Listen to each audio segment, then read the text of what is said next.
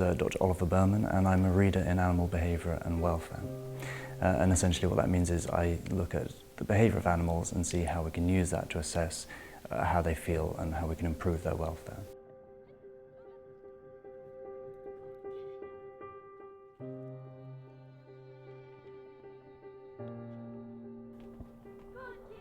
I have a current project working with dogs in rescue shelters, but also owned dogs.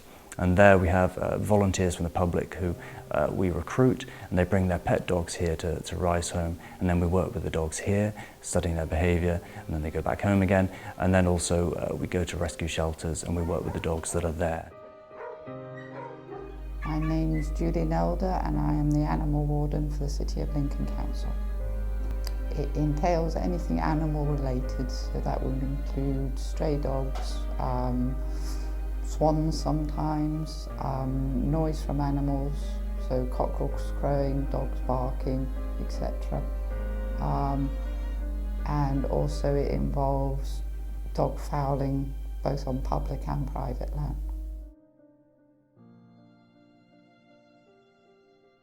I would say we usually have about 800 calls a year just for the dog warden service, so for the animal warden service, but that would include things like lost pets. But there are quite a few calls. My job entails sort of just general health care of the rescue dogs really, feeding them, cleaning them, giving them a bit of love, a bit of playing, take them out for walks if we can, just a general care really. I think when a lot of people get dogs, they don't quite realise how much care and attention they're going to need. You know, if people haven't been brought up around dogs and they just see well-behaved dogs walking down the streets, you know, dogs that are healthy, are in good condition, I think, you know, it can kind of almost romanticise what dogs, you know, what life with a dog is like. And no, you know, I don't think a lot of people do quite understand quite what a dog needs. I think a lot of people use the economic climate as an excuse for badly treating their dog or any animals. I don't think cost of having a dog's gone up at all. A lot of dogs that we get into the rescue centre are sort of between 8 months and a year old, and the country's been in the state that it has for a lot longer than a year, so people have got these dogs knowing, you know, what their state is like. I think it's an excuse. It does affect it. Well, I don't know if it's coincidence or whether it really does affect it. I think it's coincidence. I don't think it's made much difference really. I think it's just another excuse people use. I think it's generally ignorance, but ignorance sounds a sort of horrible word, but it's just people not knowing. So the information is out there and it's increasingly out there, so particularly sort of because of the internet. But if you don't look for it or you don't use it, then you just don't know how to look after the animal appropriately. So it's not really deliberate, it's just unintentional because they aren't aware of how they should look after the animal appropriately. I think the worst incident we had was a flat in Lincoln City where somebody had abandoned their pets and left them to starve to death. And we had to go in, call in the RSPCA to investigate that, but on entering the flat, the dog had starved to death, and I think there was a cat in there as well.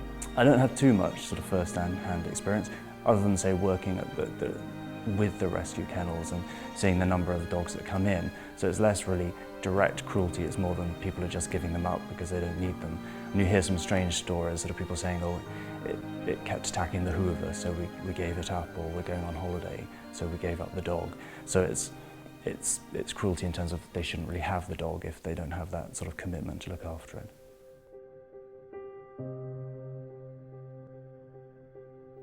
We've seen a lot of shocking cases. You know, working here we all get to see a lot of extreme cases of dogs that come in and they've been really cruelly treated, you know, whether they're so frightened and timid because somebody's just beaten it out of them for the whole of their life, whether they've been starved or whether they've just simply been passed around from home to home. You know, we get dogs in really emaciated states. One of the most shocking cases that I think if you asked anybody that worked here would refer to is Ruby, the American Bulldog, who's still staying with us.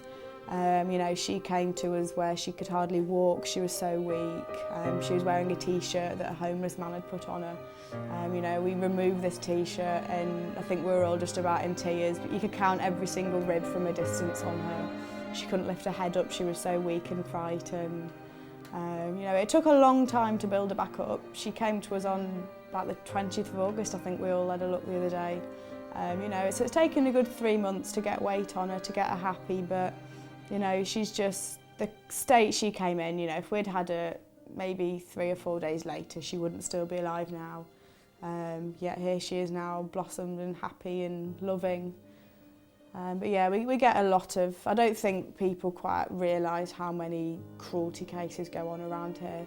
Another case actually that's just come to my head was about 6 weeks ago. We had a staffy cross come in and he quite clearly had just some kind of acid just poured all over his back. It was, but you know, you could see where it just burnt through his skin. He couldn't move. Every time he moved, his skin would split and he'd just bleed everywhere. You know, somebody had done that to him. And it is just shocking and it's absolutely disgusting. Generally speaking, the laws that we have in this country at this moment are sufficient to deal with most cases. And changing the law isn't necessarily a good thing. The only thing I would agree with is the fact that the police will now be able to deal with dangerous dogs, dogs that have actually injured, maimed, killed people on private land. The police will now actually be able to deal with that when this new law comes in next year. But mostly the laws are there at the moment. I think one thing would be maybe the type of species that people can have as pets. So there's some types of reptile, for example, or some quite sort of dangerous animals that really I don't think there's any reason for people to have them as pets unless they are really specialist and can prove this by having, you know, the education behind them. Maybe they're zoo trained or something like that. So I think certain species just shouldn't be allowed to have as pets. And in some, it's often down to county councils can say which species can be allowed or not within a certain remit.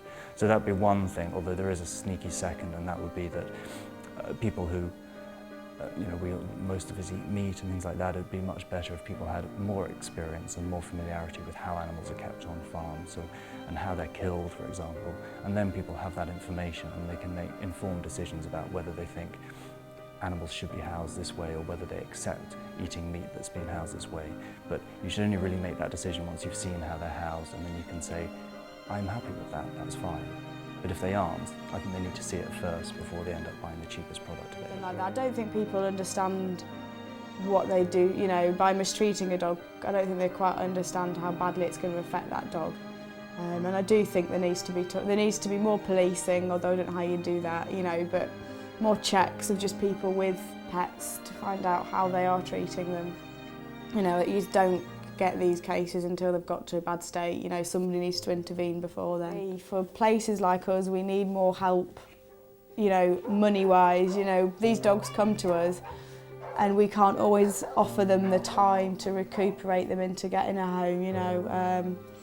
Money's a massive object for everybody, and that obviously is going to affect the welfare of dogs in homes and places like us. But once they've come to us, we need as much help and support as we can get.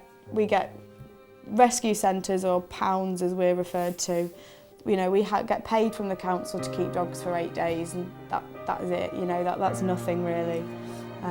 Because after 8 days you're allowed to put dogs down, and people often see that as an easy way out. We don't want to do that, but we need more support, and you know, both in the form of money and just a little bit of help and supportive words into finding these dogs homes, and just be able to keep them for the time that we need to find them the right home so that it's not a vicious circle.